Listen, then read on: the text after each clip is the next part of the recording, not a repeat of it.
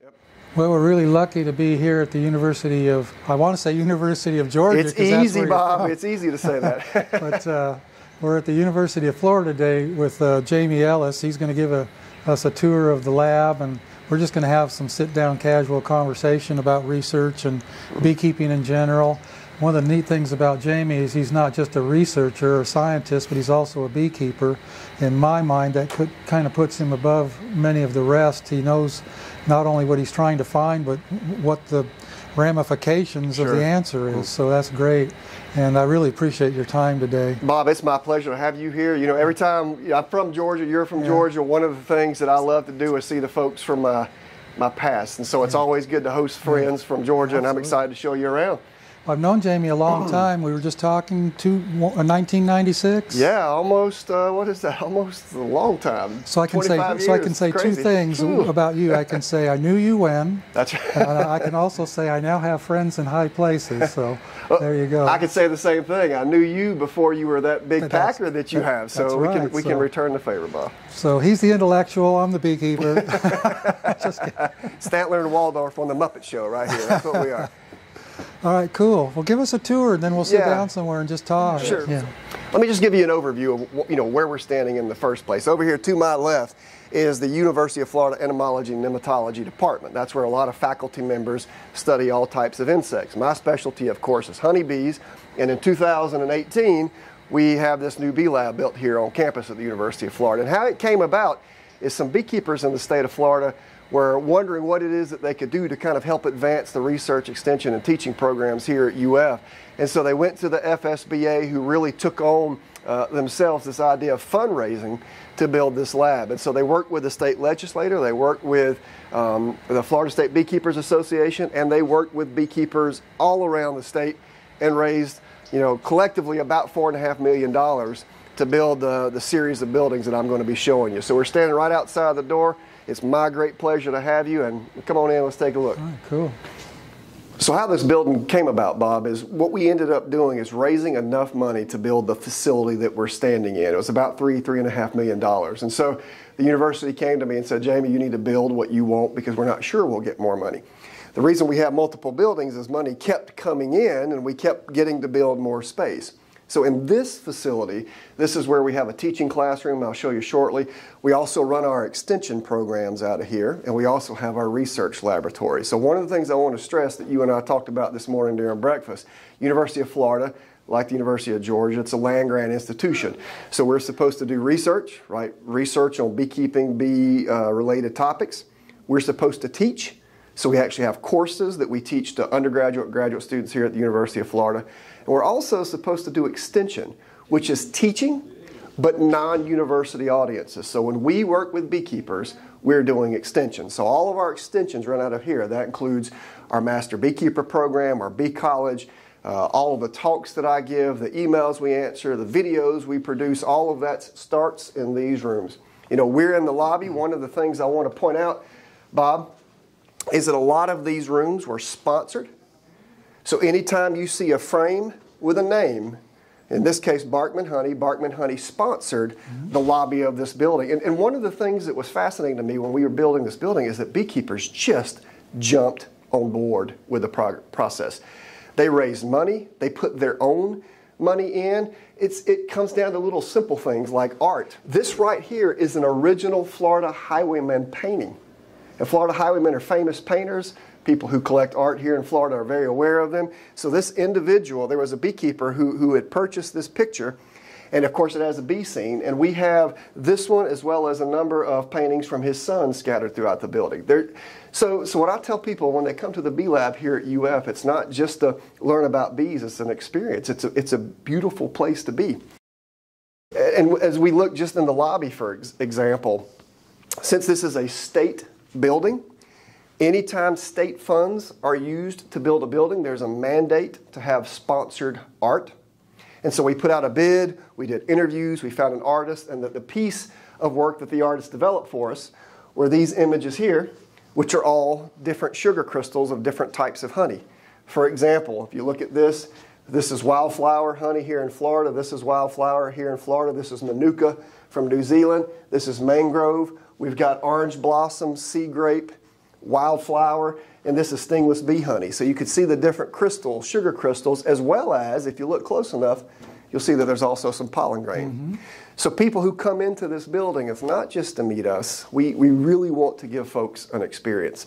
So you told me this morning that you're 70% extension? 70% extension. I didn't expect that. I didn't know it was that much. Yeah, and so actually I'm only 10% teaching, 70% extension, and 20% research. But with our extension, I was fortunate to be able to hire multiple extension coordinators throughout the years. Our current is Amy Vu. She's doing a fantastic job. She leads our podcast. We give talks and interact with beekeepers all around the world. Could you give us the name of your podcast? 2 Bees and a Podcast. Okay, cool. That's a good name. Yeah, we thought it was clever. That's good. We thought it was clever. So another thing that we have in this facility is just through this door, we have a classroom that's dedicated for instruction and extension related to bees and beekeeping. So here we are on the back side of this room, and one of the neatest features often goes unnoticed is this bay-looking window, but when it's not coronavirus times and we're able to be here and have lots of folks, we actually set a beehive just outside of this window. 15 or 20 folks can line up on the inside of the window. We have an intercom system where we have a beekeeper out here. They can work the hive while people safely in here watch the inspection happening. Wow. And so it's just little features like that. I mean, again, it's just an ordinary classroom, but if you look carefully in the corners of the rooms, we also have video cameras. We can broadcast lectures anywhere the internet goes. So people can watch us from all around the world while we teach classes. And like I said earlier, literally over 1,000 beekeepers have passed through this room. I would even say thousands of students have already passed through this room as well from the university. So this is a highly trafficked area. And it's just neat. You know, if you go through the lab, you'll see the architect really tried to put a lot of bee colors. So you'll see a lot of yellows. And Well, do I remember reading that the University of Florida is really at the top of the game when it comes to bee labs? We were talking a little bit about that. So our facility is, I think, if I'm not mistaken, it's one of the largest facilities for bee programs in the country, honeybee programs specifically. We have over 16,000 square feet of space. We have a really big team. We have about 25 to 30 students, postdocs, technicians, faculty at any given time. We have visitors come from all around the world right now. In fact, we have a visitor from Italy working on small hive beetles. We've had visitors from Grenada, Pakistan, Germany, Brazil. So a lot of folks want to be here, and it's really helped us do a lot of cool things with bees and beekeeping. That's nice. So let's go look at some other spaces in the building. I'm not well versed in this type of equipment. Those look like very expensive pieces of equipment. So these are microscopes that have cameras on top. We're also able to network them, so we can, whatever we're looking at physically in the microscope, we can project onto a screen and even onto your smartphone. So it allows people to be educated as we do nosema dissections or tracheal mite dissections. One of the things that I'll point out is that the money that came to build the building also came to support some of the equipment that we have. And we really are very fortunate. I've traveled the world and seen a lot of bee labs, and we are fortunate to have the stuff that we have. And you'll get to see more of that as we scatter around. And what I'll keep telling people is we're not done yet. There's still spaces in the facility that we've got to finish. But we're excited. Little things like that. I will point out, Bob, just to agree with you, I think most people don't realize how expensive research, extension, and teaching is, especially research. When we go into the lab, I could go around telling you how much everything costs. Well, we have to buy that, right? The university doesn't buy it for us. We have to buy it off of grants and contracts. So it's expensive to do research. But good catch. And so everything on this side of the building is office space. Students, technicians, postdocs, visiting scholars. As an example, this room here. As an example, this room here is for students as well as postdocs. Anytime people come from around the world, this is their office space. Even when we're outside of the pandemic, we're able to do our podcast from this table, which is where our standard 2 Bees at a podcast happens. Most of us do it from our offices now to avoid being too close to one another.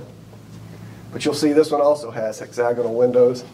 It's a nice place for students to be here in the facility. Again, we have multiple offices. My office happens to be at the end of the hall. And right here, we're transitioning into full-blown research space now.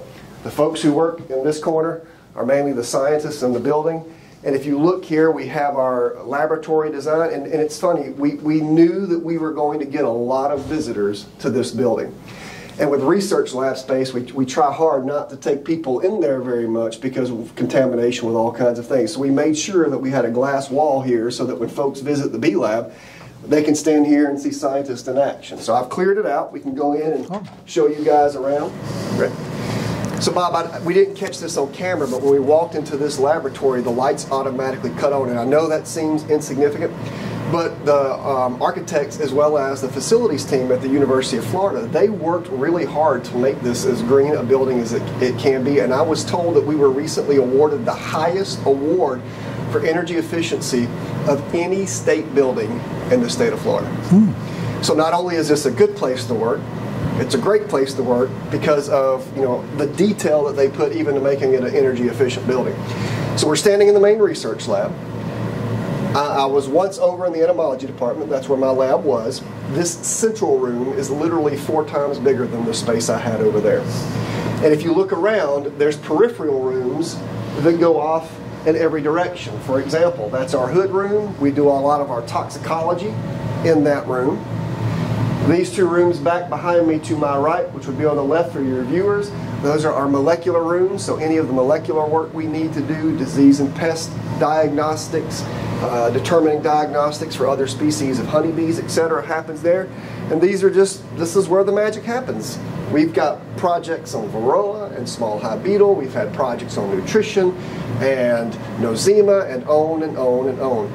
That room to your right, to my left, is just a long hall filled with incubators and freezers. In the incubators, we keep bees alive as we're doing tests. In the freezers, we store samples for future tests.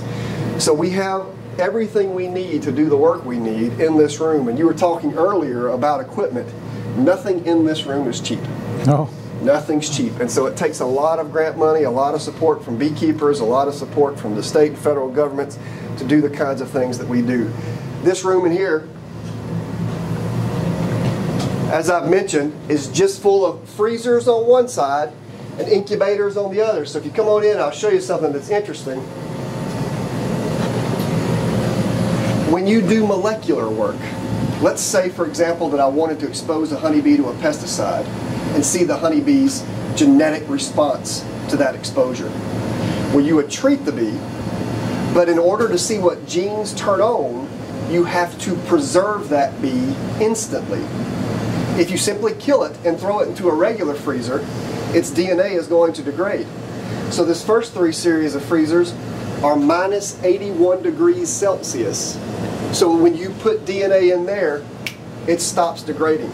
So it's little things like that that we have to have in our research program to do the kind of work that we do. It's a $10,000 freezer. Yeah, I see money everywhere. Yeah. Really it's the cost of research is great. And when we design this building, it's super tiny small things. Like this room has extra air handling system because all of these things generate heat. So we have to think about rearing bees on this side, preserving bees on this side, and then making sure as well that the room doesn't get too hot. So a lot of thought went into the design of this building as we were trying to put it together. Were you part of that design? Every bit of it. All right. It's funny that you asked that question because I really thought, I had no previous experience with this, I really thought that money goes to the university says here's the building that you can have. Every step of the way, the university and I were with the architect, an outside architectural firm, everything. Bob, they even asked me which way I wanted the drawers on all the cabinets to go. Every receptacle is where I said it should go. So that's how intent they were on making the place the bee team thought needed to be so that we could do the work we do. Benefits of that is that I really know where everything is. I mean, we thought through everything. I've traveled the world and seen bee labs all over the world, and I said, I like that. I'm not going to do that. Yeah, that's a neat feature. And I did my best with my colleagues here in the building to put in what we thought we needed, to keep out what we thought would be problems, and design a place that is going to outlive me at the University of Florida. What we wanted to do is build a program that long after I'm gone from here, the next person and the next person and the next person is serving beekeepers in the state, in the country, and around the world. Very nice, very nice. So let me show you another space that's really interesting. There's 2 places bees can go from here. They can go into the research lab, or they can go into our observation hive room. And so at this point, as a beekeeper, you know bees can't see red. So if you observe bees under red light, their behavior is as normal as we can get it. So if we're doing things to observation hives in here, we don't want to flip on white light and change what they're doing and affect our studies. Are we going to get a demonstration? Oh yeah, we are. So what we do is we flip on the red light, and then we can go into the observation hive room. So this is our observation hive room. You see we've got the red lights on here. We have no bees in here currently, but we have space for 12 observation hives. So literally what we do is we'll take up an observation hive, open it up, slide it right on, and now we can do research. You'll also notice it's hot in here. It is hot in here. And the reason it's hot in here is because observation hives have a hard time thermoregulating, so we do that for them. We raise it to hive temperature in here. We turn on the red lights. We can watch what they're doing. And like I said, we can have as many as 12 different colonies in here at one time. What size are your observation hives? Pardon? What size are your observation hives? The observation hives are 3-frame observation hives. They were built by Morgan Apiaries, and it's a real simple design. You take that off, you slide it on, and you can accommodate 3 deep combs. And we have various platforms made so that we can put in pollen patties if we want to, or watch small hive beetle interactions, or whatever. But we really have a good system up and running here. And this is the largest such observation hive room I've ever seen. So we're really proud to have this facility here at the University of Florida. So I got to pick on you for a moment. Morgan Apiaries is your father-in-law. Morgan Apiaries is my father-in-law, but I'm giving them credit because they donated these as part of support. One of the things I'll say as I take this down, the beekeepers in Florida believed in the program so much that the Florida State Beekeepers said, hey, we need more money. Let's sponsor each observation hive. So for $2,000, each observation hive was sponsored by a different bee club or an individual or a farm. And that's the point that I was making, Bob, is that when people heard this was happening, they found every way they could to support what we were doing here at UF. So just to reiterate, Bob, we had a lot of sponsorship. You know, we just got out of the observation hive room. Well, it's the Jester observation hive room. We were just in the research lab. It's the David Mendez research lab. That's the beauty of this facility, is so many people bought into it and gave support to helping Florida beekeepers, and beekeepers beyond our borders have certainly benefited. So we're grateful to our sponsors. So Bob, one of the things that we needed to do is we just needed to provide a place to hang out.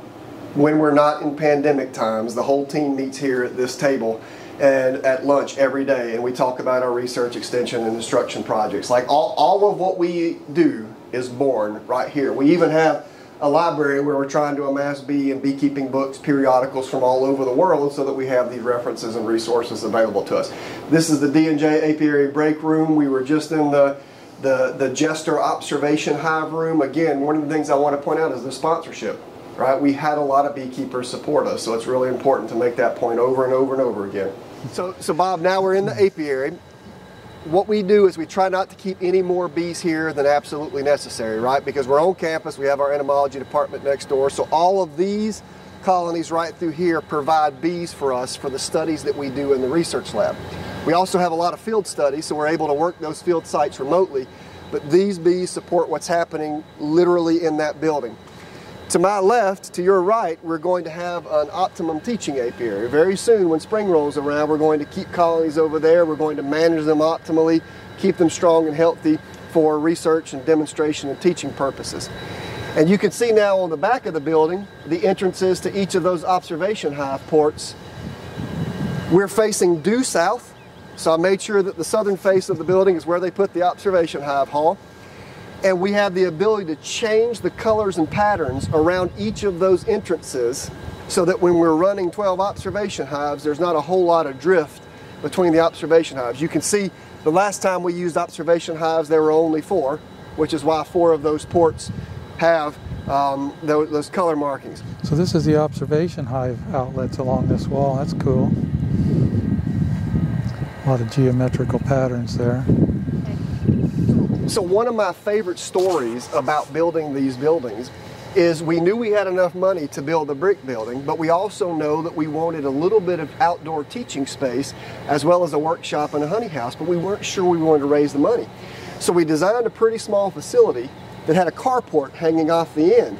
Well, Beekeepers started donating so much money, that building grew and grew and grew that it popped off that teaching pavilion, which grew and grew and grew and came to be the facility that you see here behind me. That's the Klaus Teaching Pavilion. In that particular case, we can have 150 to 200 beekeepers under there when we do outdoor teaching things. And this building here is over 6,000 square feet. And again, the original design between the two of them was just about 4,000 square feet. So we're very fortunate to be able to have the facilities we always dreamed of. And one last thing I'll point out before we go into this building is in the front of the main building, we tried very hard to produce a pollinator garden. So if we were to go out there, you'd see landscaping that brings in a lot of pollinators. Back here, we planted the things that bees in the state of Florida use. For example, he's about to back up onto a tupelo. We have cabbage palm. We have gallberry. We have saw palmetto. We put things here to show beekeepers this is what your bees are going after. This is when it blooms. This is what they're making honey from. These are good pollen sources. So even the ground was landscaped with all of that in mind. Red maple as an example, some native plums, wild cherry, things like that that we know are important to beekeepers here in the state. So in that back building, we call it the Lowman Apiculture Center because beekeeper Amy Lowman is the one who donated most of the money to be able to build this building. We're very grateful again for our donors over and over and over. But this building split roughly into thirds. This third is the workshop and the equipment storage space. We have enough equipment to manage about 300 colonies. If we want more colonies in our study, then we tend to work directly with commercial beekeepers like you and I have done in the past when I was up in Georgia.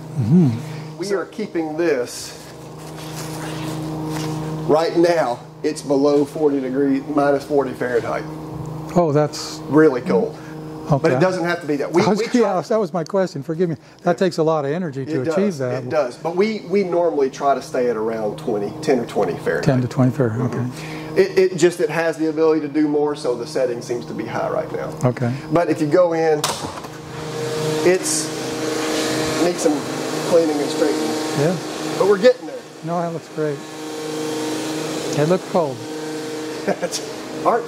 Aren't beekeeper stuff always full? Yeah. Isn't your workshop cool. never big enough and your honey house never big enough and your I have a fun saying enough? every time I've built something before the project's done, we're asking ourselves which wall are we going to kick out and add an addition. So Bob, there's two spaces that we haven't finished yet in the facilities we're still working on. One of those is the Data Ant Honey Extraction and Processing Facility. As you guys pan to your right, you're going to see a lot of equipment that was donated to us by Data Ant & Sons. We even have another piece or two of here from Man Lake, etc., to help fit the system. But what this is going to be is this is going to be our honey extraction processing facility. We're not here as a university to produce bukus of honey and sell to the consumer. We're here to teach. So what you see here is a teaching facility.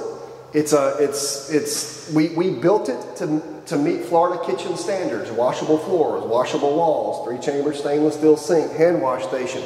But what the beauty is Data Ant and others is they donated for us a commercial extraction line, a side ladder extraction line, and then multiple hobby extractors that once this room is fully up and operational, we can teach all 3 levels of honey extraction and processing, be it a hobbyist who might hand crank an extractor all the way up to a commercial beekeeper who's going to have a much more mechanized system. So once this room is up and running, we anticipate by the time I retire training thousands upon thousands of beekeepers as well as university students in this particular space. Is that a drying room behind you? We even have a drying room, heating room behind us. Yeah. And I want to go back early in the interview. Remember I told you we have to do research, teaching, and extension. So we were in that research lab. We talked a little bit about some of the projects. Here I'm talking about extension. One of the things that I really want to highlight is instruction as well. We train masters and PhD students. So we create new bee scientists. But in addition to that, we have currently 6 different courses on honeybees and beekeeping that you can take here at the University of Florida. That's more than any other institution I've ever seen. And there's still plans to make more. So we have Beekeeping 101, 102, honeybee biology, practical beekeeping, the science of beekeeping. The lecturer here is developing study abroad programs in Asian apiculture and the diversity of apis, and on and on and on. We're going to even add a commercial beekeeper track. Wow. Within our extension program, we have master beekeeper program, just on and on, all this stuff that we're trying to create. And our sole purpose is to partner with beekeepers to improve the sustainability of beekeeping, the health of honeybees, the profitability of beekeeping, and the long-term sustainability of the craft that you and I enjoy. So, applied science. There you go. So Bob, in addition to having great sponsors like Amy Lowman, who helped build this building that I just showed you, we also have great collaborators here on our bee campus. For example, the Florida Department of Agriculture and Consumer Services, their division of plant industry is what houses our state's apiary inspection program. Well, they allowed their inspectors to move over into this office here, so now we kind of share this campus and can network and collaborate. So we have, I believe, the largest apiary inspection program in the country, 13 to 15 full-time inspectors who live all across the state of Florida and inspect, beekeepers' colonies all around the state year-round. In Florida, if you keep bees, even one colony, by law, you have to register with the state of Florida. So we have a great program, got great inspectors. They've really helped do all kinds of things, reduce the incidence of American foul brood. They were the first line of defense against Africanized honeybees when they came into the state. They're the ones who inspect all those colonies that have to go out to California for almond pollination. They check on the red, and they're the ones who issue the fire ant certification, as an example. So we really appreciate the partnership we have with FDACs, with Beekeepers, and with the university. It's really just a great place to do bee research, extension, and teaching. So Bob, we're going to talk about research, right? Research is one of those 3 legs of the stool. So we have to do research that's beneficial for beekeepers, but we also have to do what we call basic research. So you kind of get these 2 divisions. Applied means it's got an application. You do it and there's something that's supposed to result from it. Basic is discovery of information. It may not look immediately useful, but downstream it might be of great benefit. To give you an example, we need to know what composes the honeybee fat body. We now know that's what Varroa eat, right? So we would do a basic project to discover what's in Varroa fat bodies, and people are like, well, why are you doing that? Well, downstream there might be an application. You could use that knowledge to create an artificial fat body that allows you to rear Varroa indoors, and so now you can do high throughput screens of new compounds to use to control Varroa. So, in 2020, we published 17 different manuscripts on different research projects that we did. Just very briefly, this one was looking at how wax moths digest wax. This here was looking at controlling small hive beetles, or looking at how they're able to reproduce in greenhouses. We have quite a few manuscripts where we were sequencing the mitochondrial genome of some of the different honeybee subspecies and species, because we want to use that to develop markers. That's important because if these bees were to ever show up at our ports, we need to be able to recognize them so that we can keep them out or limit the flow. We looked at all kinds of things, how oxalic acid works to control Varroa, comparing different ways of identifying potentially invasive subspecies of African honeybees, and on and on and on. So really, when you hear scientists talk about the currency, what makes science get to the public, it's what we call refereed manuscripts. A lot of people will do research and it just sits in their computer forever. But this is the final product of research. It is us telling the world, this is what we did, now go forth and use this information. So the extension side of my job, I have to take our research and everybody else's research, digest it, and then take it to practical application in the field for beekeepers. So research is problem solving. Extension is taking that and partnering with beekeepers to help improve their operations based on what we discover.